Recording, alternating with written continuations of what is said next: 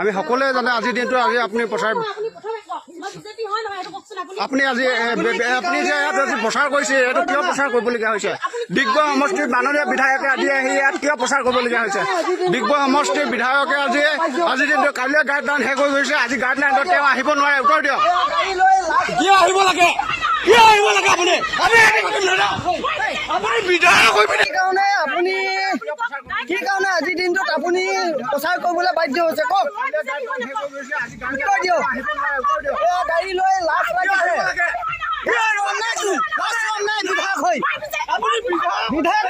বিধায়ক ইমান নিম্ন খাপৰ বিধায়ক হ'ব নালাগে আপুনি নিম্ন খাপৰ বিধায়ক চাওক ছাৰ কিয় চলাব লাগে লাজ চৰম নাই এয়া বিধায়ক চাওক মুখত মাত দেখা নাই এয়া লাজ চৰম নাই এয়া বিধায়কৰ লাজ চৰম নাই এগৰাকী সাধাৰণ ৱাৰ্ড মেম্বাৰক আপুনি হেৰুৱা বোলে এ লাজ নাইকিয়া বিধায়ক ৰখিব লাগিব আপোনালোকে নকৰিব লাজ চৰম নাইকিয়া এগৰাকী বিধায়ক আমাৰ ডিগবৈ সমষ্টি চাওক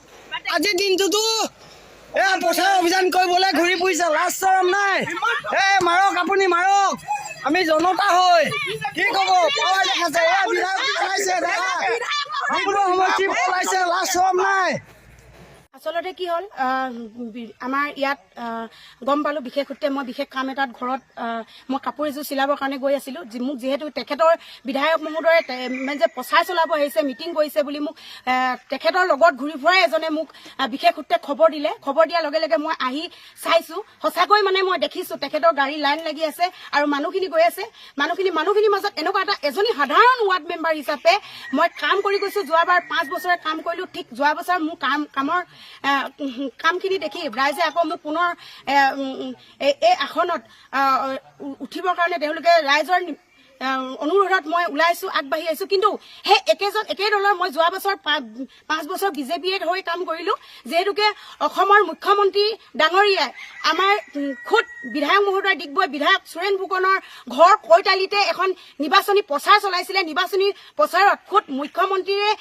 কৰিলে যে এইবাৰ ৱাৰ্ড কমিছনাৰ কোনো পাৰ্টি চিম্বল নাথাকে বা পাৰ্টি নহয় তাৰ স্বত্তেও বিধায়ক মহোদয়ে এইজনী মোৰ বিজেপি হয় তেখেত কংগ্ৰেছৰ হয় তেখেত কোনো নিৰ্দলীয় হয় এনেকে কৈ ৰাইজৰ মাজত এই সহজ সৰল মানুহখিনিক বিভ্ৰান্তি সৃষ্টি কৰিবৰ কাৰণে তেওঁ যিহেতুকে নিৰ্বাচনী আয়োগ নিয়ম উলংঘা কৰি আজি ডেটত তেওঁ ৰাতিপুৱা পুৱা ঠিক